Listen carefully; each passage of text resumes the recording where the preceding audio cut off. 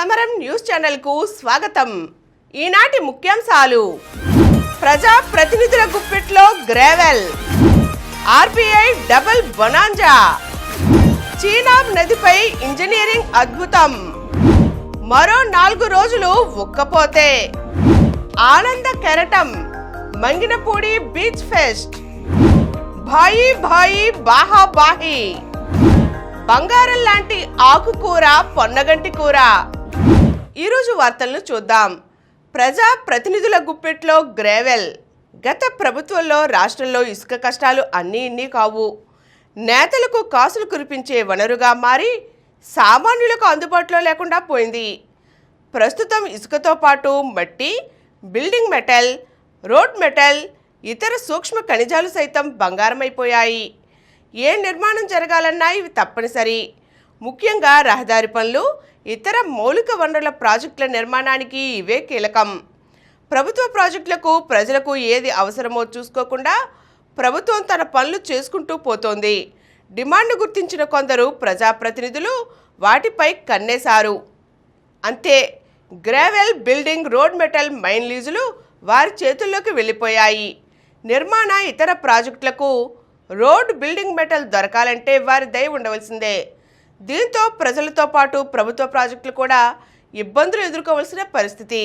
ఈ నేపథ్యంలో రాజధాని అమరావతి నిర్మాణ పనులు మౌలిక వనరుల కొరతతో వేగం పుంజుకోలేకపోయినా, మధ్యలో ఆటంకాలు ఏర్పడినా ప్రభుత్వం ఆర్థికంగా ఇబ్బందులు పడాల్సి ఉంటుందని అధికార వర్గాలు చెబుతున్నాయి. మరో 4 రోజులు ఉక్కపోతే, మహారాష్ట్ర నుంచి కర్ణాటక, తెలంగాణ మీదుగా కోస్తాంధ్ర వరకు ఉపరితల ద్రోణి కొనసాగుతోంది. దీనికి తోడు పడమర దిశ నుంచి పొడిగాళ్లు వీస్తున్నాయి. దీంతో కోస్తాలో అనేక చోట్ల వేడి, ఉక్కపోత కొనసాగుతోంది. శుక్రవారం జంగమహేశ్వరపురంలో 41, కావల్లో 40.6, నెల్లూరులో 40.4, ఒంగోలులో 40 డిగ్రీల ఉష్ణోగ్రతలు నమోదయ్యాయి. అయితే అక్కడక్కడ క్యుములోనింబస్ మేఘాలు ఏర్పడి పిడుగులు, ఈదురుగాళ్లతో వర్షాలు కురిశాయి. రానున్న 2 రోజుల్లో ఎండ తీవ్రత కొనసాగి వేడి వాతావరణం నెలకొంటుందని, చెదురుమదురుగా వానలు కురుస్తాయని వాతావరణ శాఖ తెలిపింది. అలాగే ఈ నెల 10న పశ్చిమ మధ్య బంగాళాఖాతంలో అల్పపీడనం ఏర్పడుతుంది. చీనాబ్ నదిపై ఇంజనీరింగ్ అద్భుతం. జమ్మూ కాశ్మీర్లో చీనాబ్ నదిపై నిర్మించిన ప్రపంచంలోనే ఎత్తైన రైల్వే ఉక్కు వంతెనను ప్రధాని మోదీ ప్రారంభించారు. ఈ బ్రిడ్జిని 1486 కోట్లతో 8 ఏళ్ల పాటు శ్రమించి నిర్మించారు. అత్యంత దుర్లభమైన శివాలిక్, పీర్ పంజాల్ పర్వత శ్రేణులను కలుపుతూ కశ్మీర్ లోయకు రైలును నడపాలన్న బ్రిటిష్ కాలం నాటి ప్రణాళిక దాదాపు శతాబ్ద కాలం తరువాత కార్యరూపం దాల్చింది. భారతదేశ ఇంజనీరింగ్ అద్భుతంగా పేర్కొంటున్న ఈ బ్రిడ్జిని శుక్రవారం మోదీ ప్రారంభించారు. త్రివర్ణ పతాకాన్ని పట్టుకొని మోదీ ఈ అద్భుత వంతెనపై నడిచారు. కట్రా నుంచి కశ్మీర్కు వందే భారత్ రైలును జెండా ఊపి ప్రారంభించడంతో వంతెన అందుబాటులోకి వచ్చింది.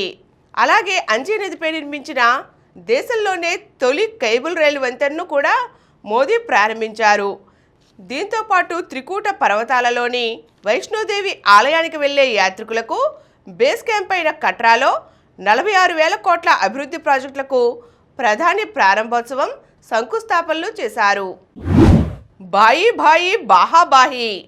అమెరికా అధ్యక్షుడు డొనాల్డ్ ట్రంప్, ఆయన సన్నిహిత మిత్రుడు, ఇప్పటి వరకు ప్రభుత్వంలో కీలక పాత్ర పోషించిన బిలియనీర్ ఎలాన్ మస్క్ మధ్య హనీమూన్ ముగిసింది. ఇద్దరి మధ్య మాటల యుద్ధం మొదలై ఏకంగా పచ్చగడ్డి వేస్తే బగ్గుమనే పరిస్థితి దారితీసింది. ట్రంప్ ప్రభుత్వం ఇటీవల తీసుకువచ్చిన ఫెడరల్ ప్రభుత్వ వ్యయ నియంత్రణ బిల్లును మస్క్ వ్యతిరేకించి ప్రభుత్వ వ్యయ నియంత్రణ విభాగ అధిపతి పదవికి రాజీనామా చేసిన విషయం తెలిసిందే. దీనిపై ట్రంప్ విలేకరులతో మాట్లాడుతూ మస్క్కు ఎంతో చేశానని అసంతృప్తి వ్యక్తం చేశారు. దీనికి మస్క్ స్పందిస్తూ తన సహకారం లేకుంటే ట్రంప్ మొన్నటి ఎన్నికల్లో గెలిచేవారే కాదన్నారు. దీనిపై ట్రంప్ తిరిగి స్పందిస్తూ ఇంత కృతజ్ఞతారాహిత్యమా అని పేర్కొన్నారు. వివాదం ఈ విధంగా కొనసాగుతుండగానే ట్రంప్ శుక్రవారం మస్క్కు మరో హెచ్చరిక జారీ చేశారు. మస్క్ సంస్థలకు ప్రభుత్వ కాంట్రాక్టులను రద్దు చేస్తానని ప్రకటించారు. మస్క్కు ప్రభుత్వం ఇస్తున్న కాంట్రాక్టులను, సబ్సిడీలను రద్దు చేయడం ద్వారా $100 కోట్ల ఆదా చేయవచ్చునని ట్రంప్ పేర్కొన్నారు. మస్క్ దీనికి మీకు నచ్చినట్లుగా మీరు కొనసాగవచ్చునని బదులిచ్చారు. RBI double bonanza. రుణగ్రహీతలు, బ్యాంకింగ్ రంగానికి భారతీయ రిజర్వ్ బ్యాంక్ బంపర్ బొనాంజా ప్రకటించింది. ఆర్బీఐ తాజా నిర్ణయాలతో గృహ, వాహన, వ్యక్తిగత రుణాలు మరింత చౌకగా లభించనున్నాయి. ఇప్పటికే తీసుకున్న రెపో ప్రామాణిక రుణాలపై నెలవారీ చెల్లింపుల భారం గణనీయంగా తగ్గనుంది. అలాగే బ్యాంకింగ్ వ్యవస్థలో ద్రవ్యలభ్యతను భారీగా పెంచేలా చర్యలు మొదలుపెట్టింది. బ్యాంకులు విరివిగా రుణాలు మంజూరు చేయడంతో పాటు దేశ ఆర్థిక వృద్ధికి దోహదపడనుంది. ద్రవ్య పరపతి విధాన సమీక్షలో భాగంగా రెపో రేటును 5.0% తగ్గిస్తున్నట్లుగా ఆర్బీఐ గవర్నర్ సంజయ్ మల్హోత్రా శుక్రవారం ప్రకటించారు. దీంతో రెపో 6% నుంచి 5.50% దిగి వచ్చింది. గడిచిన 5 ఏళ్లలో ఇదే అతిపెద్ద రెపో తగ్గుదల. ఈ ఏడాదిలో ఇప్పటి వరకు ఆర్బీఐ రెపో రేటును 1% వరకు తగ్గించింది. ఈ ఫిబ్రవరి, ఏప్రిల్ సమీక్షలో 0.25% చొప్పున కోత పెట్టింది. కాగా బ్యాంకులకు నగదు నిల్వల నిష్పత్తిని 1% తగ్గిస్తున్నట్లు ఆర్బీఐ వెల్లడించింది. దాంతో సిఆర్ఆర్ 3%కి జారుకోనుంది. దీంతో బ్యాంకింగ్ వ్యవస్థలో అదనంగా 2.5 లక్షల కోట్ల మేర నిధులు అందుబాటులోకి రానున్నాయి. ఆనంద కెరటం. Manginapudi beach fest. మచిలీపట్నంలోని మంగినపూడి తీరం శుక్రవారం జనకెరటమై ఎగిసిపడింది. మసులా బీచ్ ఫెస్టివల్ 2వ రోజు అదే ఉత్సాహం కొనసాగింది. పారాగ్లైడింగ్, స్పీడ్ బోటింగ్, హెలీ రైడ్లతో పర్యాటకులు సందడి చేశారు. పట్టలేని ఆనందంతో కేరింతలు కొట్టారు. ఎగిసిపడుతున్న అల్లపై సాగిన కెనోయింగ్, కయాకింగ్ పోటీలు ఆకట్టుకున్నాయి. బీచ్ వాలీబాల్, బీచ్ కబడ్డీ, నువ్వా నేనా అన్నట్లు హోరాహోరీగా సాగాయి. కళాకారులు సాంస్కృతిక ప్రదర్శనలు కనువిందు చేశాయి. Heroine Nidhi Agarwal, anchor Uday Bhanu, singer Gita Madhuri సందడి చేశారు. బంగారం లాంటి ఆకుకూర పొన్నగంటి కూర. పొన్నగంటి కూర కాలేయ సమస్యలను పరిష్కరించడంలో ప్రత్యేక స్థానం పొందుతుంది. గతంలో కలుషితమైన నీళ్ల వల్ల ఊరంతా కామెర్లు వస్తే పొన్నగంటి కూరను తినమని చెప్పేవారు. చారు కాచుకుని తాగమని చెప్పేవారు. పొన్నగంటి కూర జలుబు, దగ్గు, జ్వరాలను తగ్గిస్తుంది. ఎసిడిటీ తగ్గడానికి కూడా దీన్ని వాడుకోవచ్చు.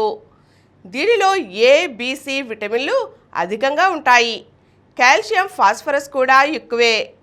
దీనివల్ల రోగనిరోధక శక్తి పెంపొందుతుంది. దీనిని పరిమితంగా మాత్రమే తినాలి. ఎక్కువ తింటే అజీర్ణ సమస్యలు కొందరిని వేధిస్తాయి. ఇప్పుడు కొన్ని సంక్షిప్త వార్తలు చూద్దాం. శిథిల శాతవాహన. విజయవాడలోని విశాలాంధ్ర రోడ్డులోని శాతవాహన జూనియర్ డిగ్రీ కళాశాల గురువారం అర్ధరాత్రి నేలమట్టమైంది. ఈ భూమికి సంబంధించి కొద్ది రోజులుగా రకరకాలుగా మలుపులు తిరుగుతున్న పరిణామాలు చివరికి విద్యాలయాన్ని కూల్చే దుస్థితికి చేర్చాయి. ఏళ్ల తరబడి దీనిపై భూ వివాదం కొనసాగుతోంది. మెగా డిఎస్సి పరీక్షలు మొదటి రోజు 21,892 మంది హాజరు. ప్రశాంతంగా ముగిసిన ఉదయం, మధ్యాహ్నం సెషన్లు. ఇకపై ఏటా డిఎస్సి, యూనివర్సిటీలకు ఏకీకృత చట్టం. మంత్రి నారా లోకేష్. రాష్ట్రంలో మరో 2 కోవిడ్ కేసులు. కర్నూలులో 1, నెల్లూరు జిల్లాలో మరొకటి నమోదు. టైటిల్ రేస్లో గుకేష్. ప్రపంచ champion Gukesh Norway chess tourney title రేసులోకి దూసుకువచ్చారు.